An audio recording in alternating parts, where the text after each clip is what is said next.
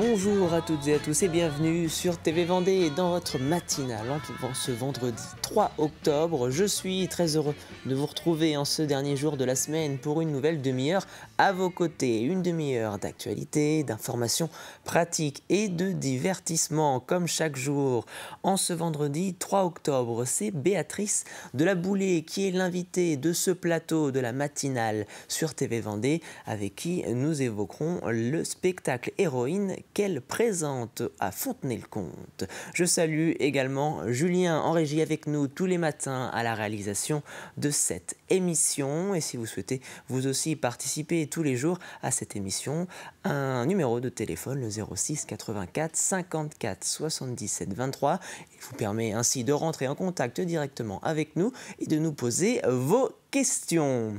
Jetons tout d'abord un coup d'œil à la carte météo de ce vendredi 3 octobre. Et vous le voyez, les nuages sont de retour dans le ciel vendéen après plusieurs journées très ensoleillées.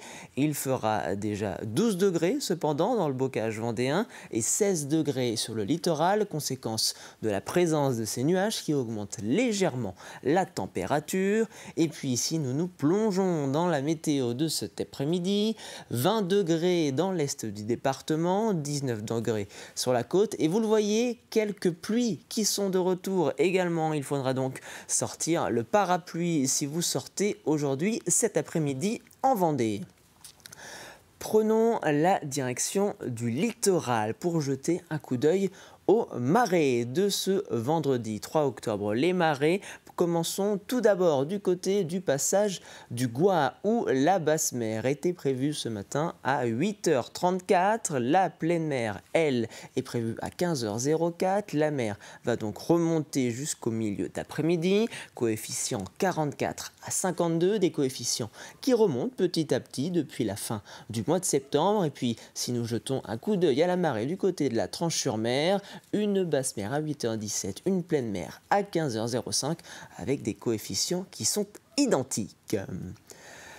Jetons un coup d'œil à la circulation. Si vous avez prévu de prendre la route en Vendée ce matin, direction Saint-Hermine, route de Fontenay-le-Comte, où une déviation est en place depuis plusieurs semaines. Je vous l'ai annoncé cette semaine, cette déviation devrait prendre fin normalement en fin de semaine, ce vendredi. Direction également route de Nantes, sur la D763, la 4 voies qui relie La Roche-sur-Yon à Nantes, avec une route partiellement fermée à plusieurs endroits, qu'il s'agisse de Belleville puis de Boufféré, et puis enfin une autre route fermée pour cause de travaux et une déviation installée entre Talmont-Saint-Hilaire et Grosbreuil.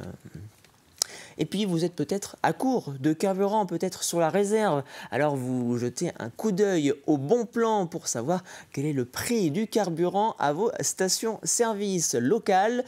Si vous êtes utilisateur de véhicules de samplon 95, voici les prix qui s'affichent à la pompe aujourd'hui. 1,62 € en règle générale pour les bons plans à La Roche-sur-Yon, au Sables-d'Olonne ou encore au Poiré-sur-Vie. Et puis pour les utilisateurs de voitures diesel, direction Saint-Gilles-Croix-de-Vie, le Château-d'Olonne ou encore La Roche-sur-Yon avec des prix cette fois-ci aux alentours d'1,56 €, 1,57 €.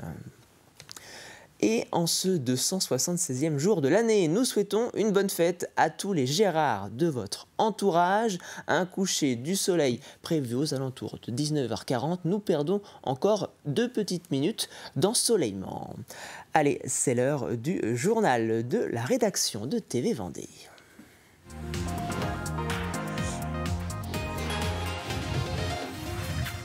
Ce mercredi, le réseau local Vendée, dont l'objectif est de favoriser les bonnes pratiques de la restauration collective dans le département, organisait une matinée d'échanges et d'ateliers à destination de 150 adhérents de son réseau. Producteurs, chefs cuisiniers ou encore représentants d'établissements scolaires étaient réunis au lycée Notre-Dame-du-Roc à La Roche-sur-Yon. Au programme du jour, des interrogations sur l'accompagnement des collectivités à faire évoluer la restauration collective proposée dans les communes ou encore la possibilité de mutualiser les commandes et favoriser l'achat local. On travaille en communiquant, en échangeant, en formant aussi les agents, mais aussi en créant des ateliers pour les convives, qu'ils soient jeunes, moins jeunes, ou en EHPAD. C'est important pour que chaque personne puisse ressentir ce qu'il reçoit en mangeant, hein, les sensations, et puis être capable après d'avoir un avis sur les quantités qu'il consomme, sur éviter le gaspillage alimentaire, et puis accepter de découvrir des nouvelles choses aussi, notamment pour les enfants, mais pas que. C'est aussi par les grossistes que l'approvisionnement se fait. Ça peut être aussi en direct avec des producteurs. On en a ici qui sont présents aujourd'hui d'ailleurs, qu'ils soient bio ou en conventionnel ou sur d'autres signes de qualité. Je crois qu'il n'y a pas de solution toute prête. Il y a plusieurs schémas d'approvisionnement. On peut mixer du circuit long, local, et aussi du circuit très très court. Je crois que la restauration collective, justement, elle a cette vertu de pouvoir associer ces différents schémas d'approvisionnement. Voilà désormais 1 an que le Café Police a été lancé au Sables d'Olonne. Ce rendez-vous mensuel proposé par la police municipale à ses habitants rencontre un succès croissant auprès des riverains. L'objectif après 1 an d'existence n'a pas changé. Les Sablés sont invités à aborder les questions de sécurité de leur quartier, exprimer leurs attentes et évoquer des problèmes du quotidien qui ne font pas toujours l'objet de signalements au commissariat. Un reportage signé Jeanne Bell. Rapprocher la police de la population, c'est l'objectif de ce Café Police. Après avoir reçu un prospectus dans sa boîte aux lettres, Francine Martin est venue y poser une question. Une question particulière sur la sécurité routière. J'ai eu toutes les informations nécessaires et la prise en compte de ma question. Voilà. En soulignant aussi que l'accueil a été fait avec un café particulièrement bon et agréable. En septembre, c'était la 10e édition de ce rendez-vous, devenu un rituel pour améliorer la vie des habitants des Sables d'Olonne. Dans l'ensemble, les gens sont très contents justement d'avoir un petit moment à échanger avec un policier en direct, comme ça, dans un cadre qui n'est pas très formel finalement et moins impressionnant, je le disais, qu'un hôtel de police. Et d'une manière générale, les gens sont très contents de l'écoute et puis surtout, et ça c'est très important, des suites qui seront réservées à leur demande. La sécurisation d'un quartier avec une caméra par exemple, parce qu'il y a pu avoir des incivilités. Ça peut concerner aussi des problématiques d'éclairage, après qu'on va nous réorienter au bon service. Vous avez des problématiques liées à des nuisances entre voisins, des chiens qui aboient, pas mal de problématiques liées à la circulation automobile. Ça roule trop vite dans ma rue, je voudrais un stop plutôt qu'un céder le passage. Stationnement abusif, problème de voisinage ou simple curiosité, les motifs sont nombreux pour rendre visite à la police qui se charge ensuite de remonter les informations. Alors on a un document que l'on remplit avec l'usager, on note différents éléments, son nom, un numéro de téléphone si on a besoin de le recontacter, si on a besoin de lui faire un courrier, on prend son mail. On regarde déjà dans un premier temps si on peut répondre directement à sa question et puis si on ne peut pas, on fait un retour chez nous au poste, on regarde différents éléments et puis après on répond à sa demande. Les habitants sont repartis avec un cadeau, le porte-clés avec le numéro de la police municipale. Et le prochain Café Police, notez-le à votre agenda, est prévu le 22 octobre de 10h à midi. Il se déroulera au Parc des Nouettes. Nous vous en parlions en milieu de semaine. La Cour des comptes vient de publier son rapport sur le réseau des chambres d'agriculture depuis leur régionalisation. Si cette dernière épingle les chambres pour certaines pratiques jugées irrégulières, en Vendée, c'est une subvention de 66 000 € versée par la chambre départementale à plusieurs reprises à la FDSEA pour des missions jugées peu explicite qui est mentionnée, une subvention qui n'existe plus depuis 2017, a réagi le président de la Chambre vendéenne, Éric Coutan, mais qui, je cite, permettait de conduire une mission confiée par le Code rural aux chambres d'agriculture, ce dernier indiquant également que les services de l'État, qui valident pourtant les budgets des chambres, n'avaient jamais remis en cause cette subvention. Dimanche dernier avait lieu dans plusieurs villes de France une journée nationale de mobilisation pour le climat, la justice et les libertés. En Vendée, c'est une marche des résistances qui était organisée au départ de Port-Bourgenais à Talmont-Saint-Hilaire en direction de l'aquarium, une manifestation contre le projet de vague artificielle qui doit être installé près de l'aquarium. Plus de 400 personnes ont ainsi manifesté leur opposition au projet.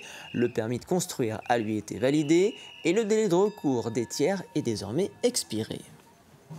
que moi je trouve extrêmement dommage qu'il n'y ait pas de communication de la part des propriétaires et des porteurs de projets. Qu'aujourd'hui, moi je représente plus de 2800 licenciés dans les Pays de la Loire. Je trouve qu'il aurait été intéressant qu'ils puissent être interrogés, ou en tout cas qu'on ait des discussions intéressantes sur le sujet. Donc, alors le projet du Surf Park, on n'en a que quelques informations, les mêmes que tout le monde. La position de la Ligue de surf de Pays de la Loire, aujourd'hui, elle n'engage que moi. Aujourd'hui, clairement pour nous, ce projet-là, sportivement, c'est quelque chose d'incroyable. Ce projet, pour nous, il aura de sens que si écologiquement, il tient la route et qu'il n'est pas nuisible à l'environnement tel qu'il est aujourd'hui. Dans ce permis, il y a énormément de choses qui posent problème. Ils ne peuvent pas garantir la préservation de la biodiversité puisqu'il n'y a pas eu d'étude d'impact. Et le surf park va se trouver collé à une zone Natura 2000. Le PLU est-il respecté ou pas? Nous, on se pose aussi sérieusement la question, puisque c'est une zone qui ne permet que des extensions limitées de bâtiments existants. Alors, est-ce qu'un surf park de presque 1 hectare est-il une extension d'un aquarium? On se pose la question, on la pose au maire, on la pose au préfet, etc. Et interrogée à ce sujet, la municipalité de Talmont a déclaré que son rôle n'était pas de se positionner pour ou contre le projet et qu'elle n'avait pas d'avis à formuler. Nous vous en parlions sur le plateau de la matinale ce lundi avec notre invité. La journée nationale du Macathon avait lieu ce mardi 30 septembre en France, une journée dédiée à la découverte de ce programme de communication alternative et améliorée qui permet de rendre la communication accessible à tous, et ce, malgré le handicap.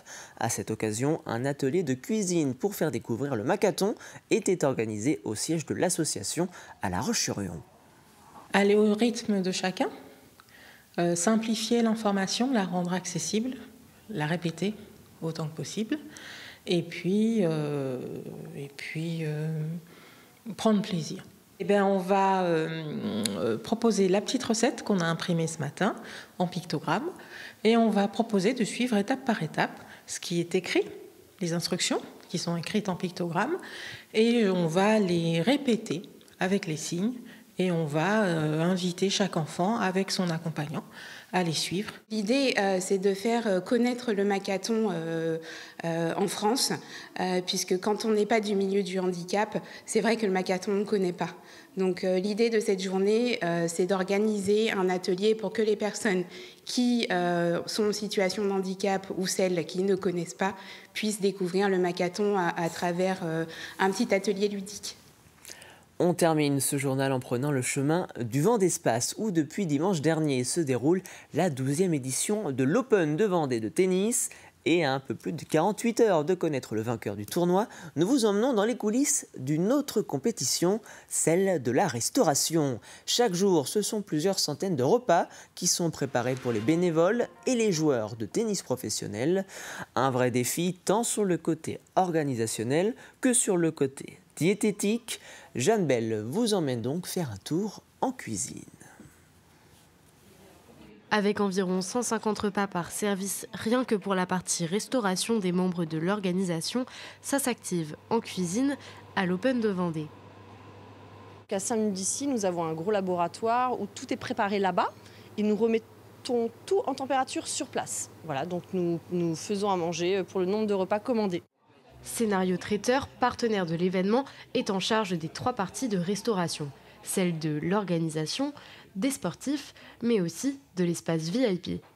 Préparer tous les plannings pour la restauration qui viennent des bénévoles, des juges arbitres, des ramasseurs de balles, des kinés. Et je centralise tout ça pour communiquer auprès du traiteur, ensuite les quantités nécessaires et prévoir ensuite le pointage de tous ces bénévoles qui viennent manger. Le restaurant des sportifs, ouvert sur de très larges amplitudes, couvre les entraînements, les avant-matchs et après-matchs pour permettre à tout le monde de suivre son régime alimentaire. L'enjeu, c'est qu'ils puissent se restaurer pour être le plus performant possible sur le terrain. Donc ça passe par beaucoup de féculents, énormément de pâtes, des assiettes bien chargées en pâtes. Les sportifs ont une restauration très dissociée, donc ils trouvent d'un côté les pâtes, les féculents, pas de sauce directement sur les plats. Tout est proposé à côté. Pareil, ils ont en termes d'entrée un salade bar où toutes les crudités, tomates, carottes, salades, tout est bien dissocié avec la vinaigrette à part. Ça permet à chaque sportif, selon ses habitudes, son envie et ses besoins nutritionnels, de composer un menu le plus juste possible. Au total, la semaine est sportive pour les restaurateurs qui gèrent plus de 400 repas par jour. Et c'était le journal de la rédaction de TV Vendée. Merci à l'ensemble des équipes pour sa préparation. Je vous propose de jeter un nouveau coup d'œil à la météo qui vous attend en ce dernier jour de la semaine. Ce vendredi 3 octobre, une météo un petit peu plus nuageuse, contrairement à celle des jours précédents. Vous le voyez, conséquence, le mercure est déjà relativement haut. Il fait 12 degrés dans l'est du département et déjà 16 degrés sur l'ensemble du littoral. Si nous jetons un petit coup d'œil cette fois-ci à l'après-midi, votre météo l'après-midi en Vendée, vous le voyez, la pluie fait son grand retour dans le département après une semaine plutôt ensoleillée. Côté température, il fera 19 degrés sur le littoral et en moyenne 20 degrés dans les terres. Vous l'avez donc compris, n'oubliez pas de prendre le manteau ou de sortir un parapluie si vous êtes de sortie aujourd'hui en Vendée. Allez, c'est l'heure de retrouver le plus de l'info.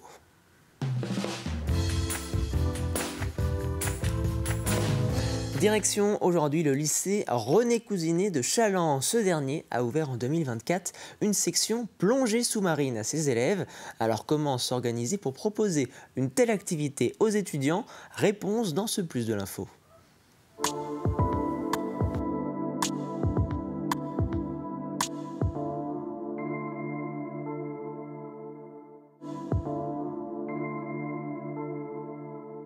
Parce qu'on a voulu offrir l'opportunité en fait aux élèves de pouvoir pratiquer des sports subaquatiques. Parce qu'on a un lycée professionnel public et c'est vrai que la plongée notamment n'est pas accessible à tout le monde au niveau financier. Et nous, on a une bonne partie en fait de nos élèves qui sont boursiers et on a voulu offrir cette opportunité-là. Donc à nos élèves. On a des élèves, des secondes dans l'établissement qui viennent d'arriver et on leur fait un baptême de plongée. L'objectif étant qu'ils intègrent la section plongée. Donc en fait, voir au niveau aquatique, comment ils se débrouillaient, s'ils étaient à l'aise ou non. Et puis voir s'il y avait de l'appréhension, enlever ces appréhensions-là. Et en effet, voir si on les sélectionne ou pas pour la section plongée. Parce qu'on n'a que 4 places en fait chaque année pour les nouveaux élèves. Donc là, c'était vraiment tester leur motivation et leur agilité dans l'eau. Ils m'ont expliqué comment mettre la bouteille avec le sac, le tuba et les palmes.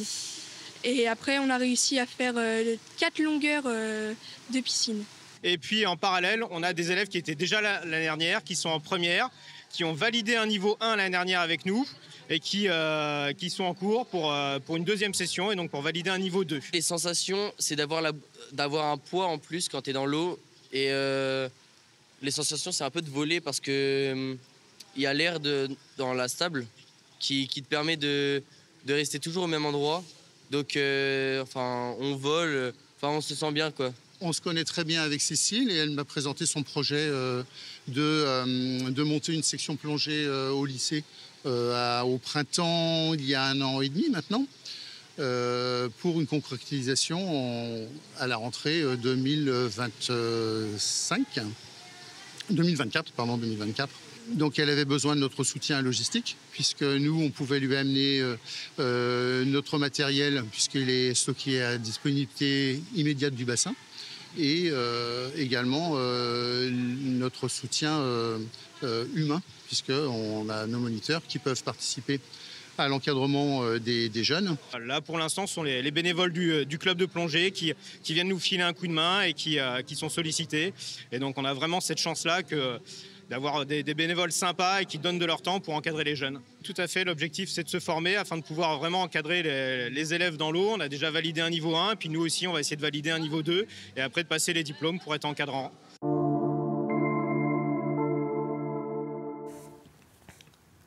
Un plus de l'info que vous retrouvez tous les jours dans la rubrique Actu du site tvvendée.fr. Il est l'heure désormais de passer à la chronique du jour.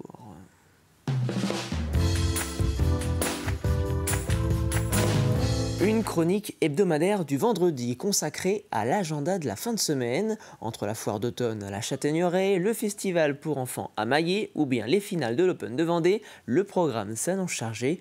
Voici votre agenda de la semaine.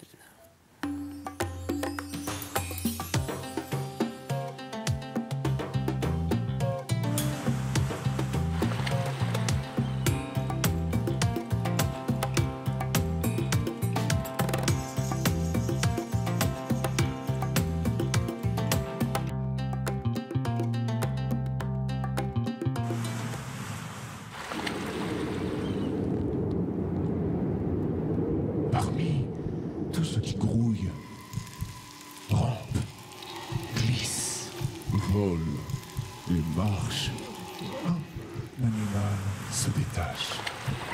Open up a chakra, I'll be your master. Let me guide you to this very moment now. Il y a un problème avec la voix, tu peux venir s'il te plaît? Je crois que je m'amuse.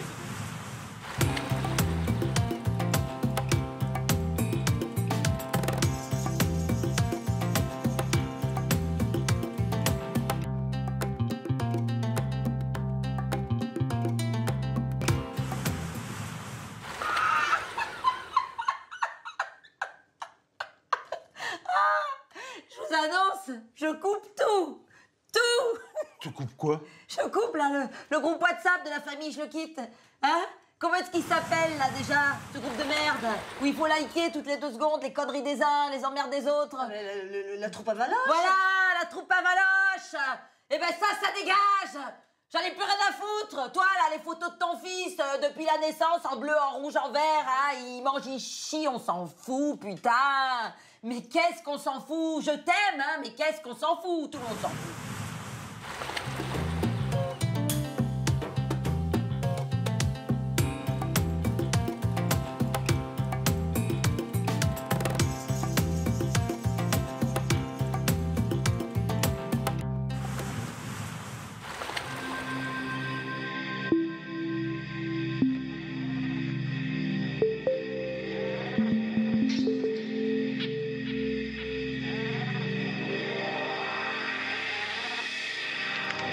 Aïe Willy.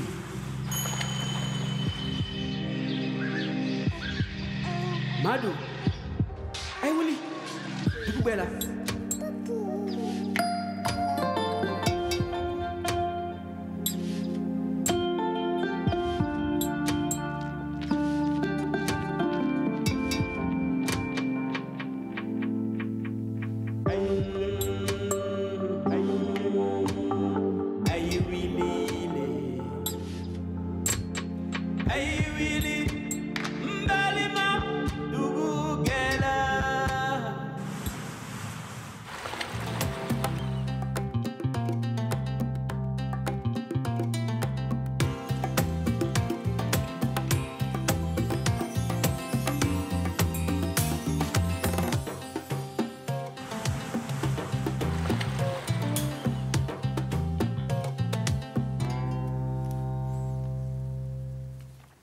Un agenda que vous retrouvez bien évidemment sur le site tvvendée.fr. Du 15 au 25 octobre prochain se déroulent les journées régionales de la visite d'entreprises dans la région des Pays de la Loire. En Vendée, plus d'une centaine d'entreprises ouvriront leurs portes au public à cette occasion. C'est d'ailleurs le thème de notre question du jour. Quelle entreprise vendéenne souhaiteriez-vous découvrir de l'intérieur? Une idée d'entreprise que vous souhaiteriez donc découvrir de l'intérieur qui n'est pas au programme de ces journées de découverte d'entreprise.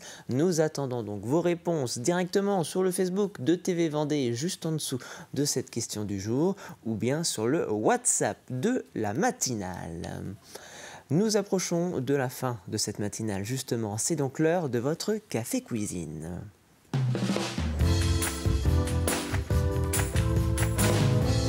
À gagner cette semaine dans votre jeu de la matinale, un pack famille comprenant 2 places adultes et 2 places enfants, offert cette semaine par la Bélière Loisirs, le parc d'attractions familiales situé en plein cœur de la forêt du Veillon à Talmont-Saint-Hilaire.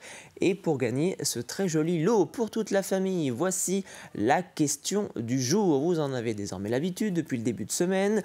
Où peut-on trouver un cadran analématique en Vendée? Où peut-on trouver un cadran analématique en Vendée? Voici le 5e et dernier indice de cette semaine en ce vendredi 3 octobre. Un nouvel indice géographique qui va cette fois-ci, j'en suis sûr, vous donner toutes les pistes pour pouvoir trouver la réponse. Nous cherchons un parc de 30 hectares situé en centre-ville. De quel parc s'agit-il? Je vous le rappelle, nous nous trouvons dans le bocage vendéen. Et puis, vous en avez l'habitude, direction le site tvvendée.fr, rubrique jeux, pour pouvoir déposer votre question. Je vous le rappelle, vous avez jusqu'à midi. Et c'est la fin de cette matinale. Merci beaucoup de l'avoir suivi. Vous avez le retour de l'actualité tous les jours avec le JT à 12h30, présenté aujourd'hui par Élise Blanchard. À très vite sur TV Vendée.